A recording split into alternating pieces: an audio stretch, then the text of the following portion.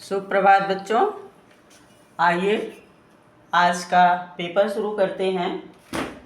कल हमने प्रतियोगी परीक्षा में संधि से संबंधित पूछे गए कुछ प्रश्नों का उत्तर बताया था, आपको कुछ प्रश्न पढ़ाया गया था। आज उसी से संबंधित, संधि से ही संबंधित आज भी कुछ प्रश्न मैं आपके इस वीडियो में बता रही हूँ।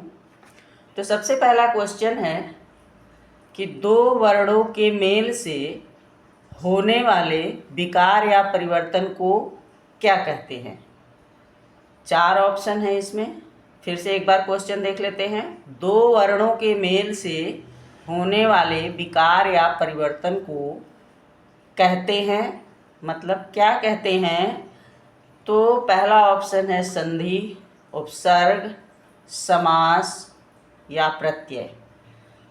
दो वर्णों के मेल से होने वाले विकार या परिवर्तन को संधि कहते हैं, या उपसर्ग कहते हैं, या समास कहते हैं, या प्रत्यय कहते हैं। तो सबसे पहले जान लेते हैं कि उपसर्ग शब्दों के आदि में शब्द जुड़ते हैं तब उपसर्ग होता है।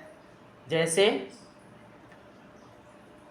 सुमन, सु उपसर्ग हो गया और मन शब्द हो गया, मूल शब्द, इसलिए उपसर्ग नहीं होगा। समास, दो शब्दों का जो समास विग्रह होता है, जैसे परोपकार, परधन उपकार, पर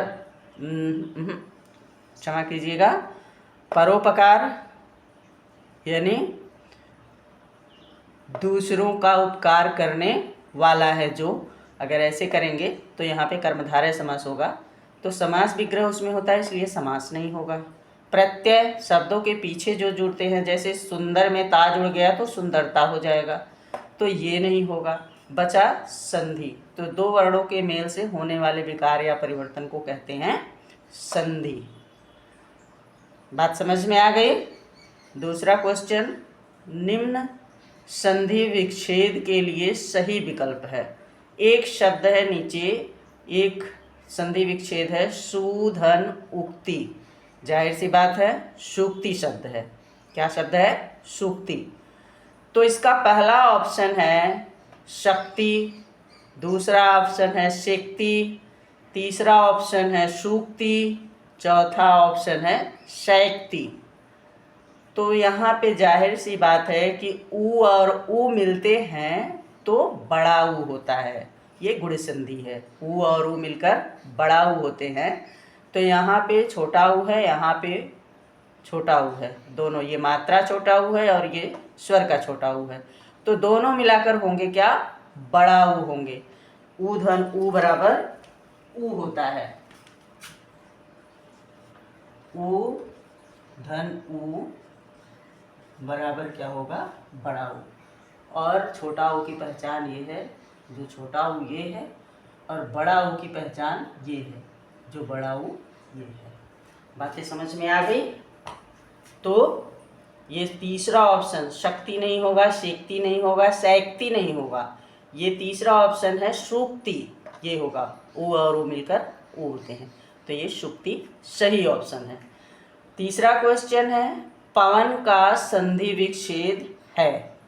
पवन कल मैंने पढ़ाया था, पवन जो है वह अयादि संधि में आता है, और कल मैंने पढ़ाया था पवन, पावन, ये कल मैंने पढ़ाया था, कल के वीडियो में होगा। तो इसका पहला ऑप्शन है पोधनन, दूसरा ऑप्शन है पीधनन, तीसरा ऑप्शन है पधनवन और चौथा ऑप्शन है पोधन वन। तो पवन का सही संधि विच्छेद है पोधन अन, ये अयादि संधि के लिए, ये अयादि संधि भेद में आता है। आगे आइए चौथा क्वेश्चन देखते हैं। क्वेश्चन है, स्वर संधि का उदाहरण है। क्या उदाहरण है भाई?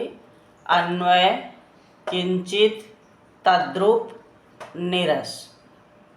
अब इसमें देखते हैं कि स्वर संधि का उदाहरण क्या है।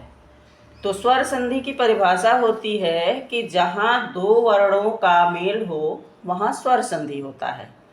अब इसमें देखिए, इन ऑप्शन में कि दो वर्णों का मेल किस में है। तो सबसे पहला ऑप्शन है अन्वय। अन्वय का संधि विच्छेद होता है अनुधन अय। क्या होता है? अनुधन अय। लिख देते हैं इसको।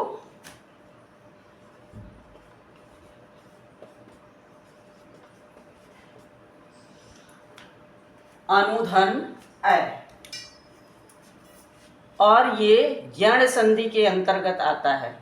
किस संधि के अंतर्गत आता है? यण संधि के अंतर्गत। किंचित का संधि विच्छेद क्या होगा? यहां लिखते हैं किंचित का संधि विच्छेद है किम धन चित।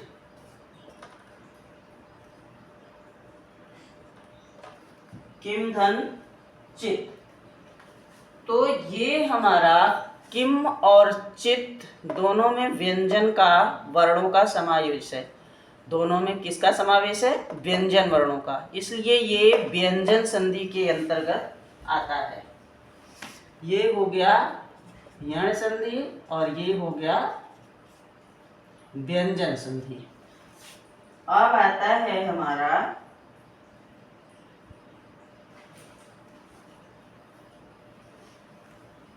तद्रुप। तो यहां भी होगा तद धन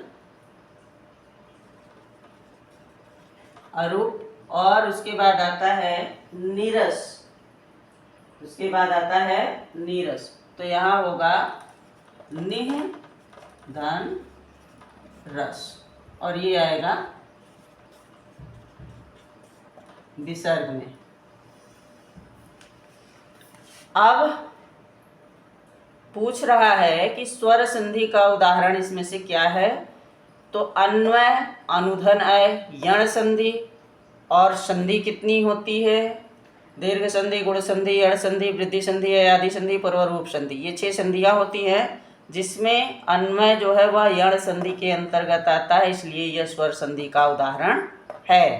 तो ये हमारा ऑप्शन सही है। यण संधि हमारा सही ऑप्शन है। किंचित, किम और चित ये व्यंजन संधि के वर्ण हैं, व्यंजन संधि के अंतर्गत आते हैं, इसलिए ये गलत है। तदधन अरूप, तद्रूप ये इसमें से किसी का उदाहरण नहीं है, इसलिए ये गलत है। नीरस, निधन रस ये विसर्ग संधि के अंतर्गत आता है क्योंकि ये चिन्ह दर्शाता है विसर्ग का पहचान, इसलिए ये विसर्ग संधि होगा। तो हमारा ये 3 ऑप्शन गलत है और ये यण संधि जो स्वर संधि के भेद में आता है, अन्वय उसका उदाहरण है, तो ये सही ऑप्शन है। बातें समझ में आ गई? आगे बढ़ आते हैं अगले क्वेश्चन में। अगला शब्द है दुरासा। ये पद है दुरासा का सही विच्छेद विकल्प है। कौन सा विकल्प सही है? 4 विकल्प यहाँ हैं। दुराधन आशा, दुराधन शाह, दुर्धन आशा, दुर्धन आशा। तो दुराशा सबसे पहले जान लेते हैं, ये विसर्ग संधि का उदाहरण है। तो ये इसके हिसाब से विसर्ग कहाँ लगा है? दुरा में नहीं लगा, दुराशा में नहीं लगा, दुर्धन आशा में नहीं लगा, दुर्धन आशा। जहाँ पे आधार पता चलता है वह संधि विच्छेद होने के बाद वो र जो है वो लुप्त हो जाता है, विसर्ग में परिवर्तित हो जाता है। और यहाँ पे दुराशा था तो यहाँ पे दुर्धन आशा, ये है दुराशा। ये इसका सही ऑप्शन है, विसर्ग संधि का दुर्धन आशा। अगले क्वेश्चन की तरफ चलते हैं। रूपांतरण का सही विच्छेद विकल्प है। सेम क्वेश्चन, जैसे इसमें सही विकल्प विच्छेद पूछा है उसी तरह इसमें भी सही विच्छेद विकल्प पूछा है। इसमें शब्द अलग है, इसमें भी शब्द अलग है। रूपांतरण, तो सबसे पहला ऑप्शन है रूप धन अंतरण होगा या रूप धन आंतरण होगा, रूपाधन अंतरण होगा या रूपाधन आतरण होगा। तो क्या होगा? सबसे पहला है रूपधन अंतरण, रूपधन आंतरण। क्या होगा? हमने बताया था कि ये गुण संधि है, अधन आ मिलकर भी आ होते हैं, अधन आ मिलेंगे तो भी आ होते हैं, और अधन अ मिलेंगे तो भी आ होते हैं। और यहाँ रूप धन अंतरण अ और अ मिल रहे हैं, इसलिए यहाँ पे ये आ होंगे, गुण संधि में आएगा।